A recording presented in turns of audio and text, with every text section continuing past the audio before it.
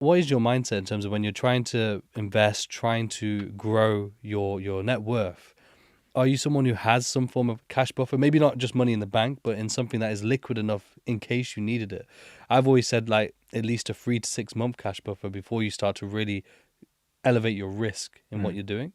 What are your thoughts on that? It's interesting you asked me that because I've been thinking about it quite a bit lately. I've hit a different financial bracket over the last couple of years. So I begin to think about inflation. Begin to think about the debasement of my money. Because when you're sitting on $50,000, you're not really thinking about it. When you're sitting on tens of millions and you're like, oh shit, my purchasing power is down 600 grand this year. What am I going to do about it? You begin to think differently. And now imagine you're a billionaire and they're telling you that inflation is 8%. And you're like, okay, well, what do I store my money in? Because we need to understand what money is. We talked about money is just a transfer of basically energy. You had to labor for your thing. I had to labor for mine. And it's a bartering system of energy. Money is just a transfer of energy. But money is not just a transfer of energy. It also used to be a store of energy and a store of value. However, after gold was ripped off from the dollar and the gold standard was removed, saving became impossible. Prior to that, if it was 1890 and you were working at the factory, making a couple $1,000s a year, in 2 years you could buy a home and you could actually save because there was no printing of more money. Today, you can't save dollars because they are printing them. So what you're seeing is very much what took place in the Weimar Republic of Germany in World War II, which was gambling was rampant, prostitution was rampant, speculation was rampant. Why? Because people had to find where they could grow and store their value. The difference between Weimar Republic, World War II in Germany, and the society that we live in today is that we have an alibi. We have an out, which is Bitcoin. Bitcoin is the ultimate store of value in the world, more than gold.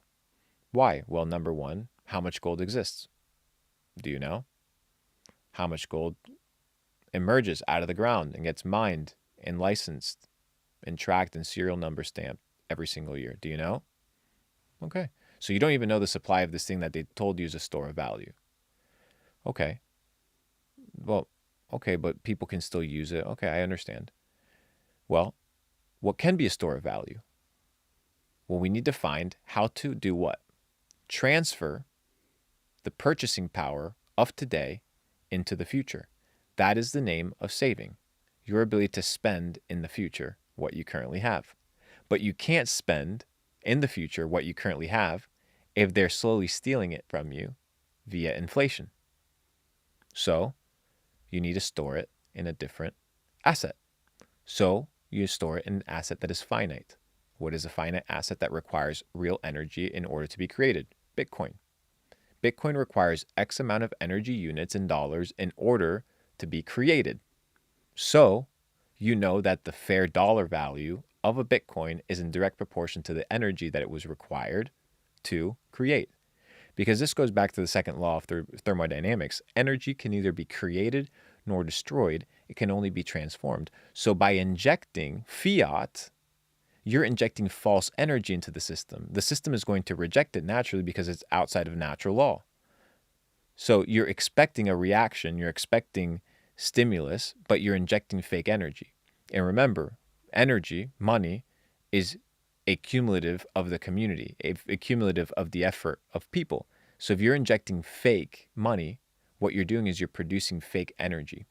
During COVID, 25% of all US dollars in circulation were printed. Trillions of dollars. I was doing the calculations. Let's say you make a $15 an hour wage, and I divided that $15 an hour wage by the amount of dollars that were printed. And I realized these motherfuckers printed over 600 billion hours of human labor. Because you can't quantify it in dollars, you need to quantify it on how many hours of labor do those dollars buy. 600 billion. Who's accounting for that? That's 600 billion hours of human labor and energy that were inputted that are fake. Nobody can account for it. But you know what it does? It dilutes your actual work. So today I pay you $10,000 for a consultation. Why 5 years from now is it no longer worth the spending power of 10,000? Because they're stealing through inflation. So you need to hold it in an asset class that is finite, that is well respected, that is institutionalized, that you understand how much of it exists, who has it, and how much it costs to produce. In this case, you are able to transfer today's purchasing power into the future and based off of so far with appreciated return, because Bitcoin only makes higher lows, inside of the Bitcoin asset class. Bitcoin is the greatest store of value ever created in mankind. It might be some glitch in the matrix that they gave us when they realized the fucking fiat system was about to implode. I don't know where it came from. I don't know where it's going. But if you ask me where I prefer storing my money, I want to store it in something that I know is real. And Bitcoin is as real as it gets. That is fair. That is fair. And I think you made a good case for it there as well. And just to finish up on two final questions. One was an interesting one that I just thought of on the way here, which was, me personally, when I was growing up, my mum would try and give me books. And I would always be, reading, readings, who's got time for that? But then as I started to trying to become an entrepreneur and I was joining some classes and masterminds and so on, the same books my mum tried to give me years before were now being recommended to me. So I just put this huge time gap between when I could have progressed and so on. So what I wanted to ask you was, like, if there was one book that you would recommend to youngsters out there who have that same mentality I had, but that book maybe won't be the thing that changes their life or anything like that, but it's the book that they get that much value from, they see the power in reading and gaining knowledge, what would that book be to you? We're going to keep it in trading because I think it's really important for the psychology of trading. It's going to be Reminiscence of a Stock Operator. If you want to understand the psychology behind trading, read Reminiscence of a Stock Operator, because the mindset that you attract or the mindset that you have within trading will dictate your success 100%. That is the book that I recommend that fundamentally traded and trained and changed the way that I thought about the markets. Game changer. I've heard that book many, many times. And me personally, like my book wouldn't be a trading one. It would be like Think and Grow Rich. More so because of the determination, like the fact that no matter what happens in your life, you just have to keep pushing on, keep pushing on, keep pushing on, and keep that vision of what you're trying to attain in life. And the question is, why do you have to keep pushing on? Most people don't ask themselves. Because you're guaranteed the output if you continue. It's very simple. You want to plant seeds, and you're going to expect a tree with fruit. You just have to plant the seeds.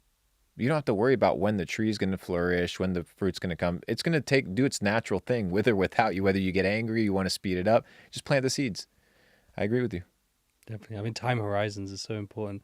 And to finish up, just because I know we didn't kind of do it actually throughout the podcast, which probably people would be surprised for, so we have to give it to them, which is, what are your plays? Like, what are you keeping an eye on within the crypto space, or just generally as well? Currently, what are you looking at, and what sort of predictions do you have? So the big thing that I'm looking at right now is just the Ethereum ETF getting approved, getting new institutional liquidity back into ETH, getting the next kind of wind in our sails for the next leg up of the bull run. I think that'll validate the next set of ETFs like Solana.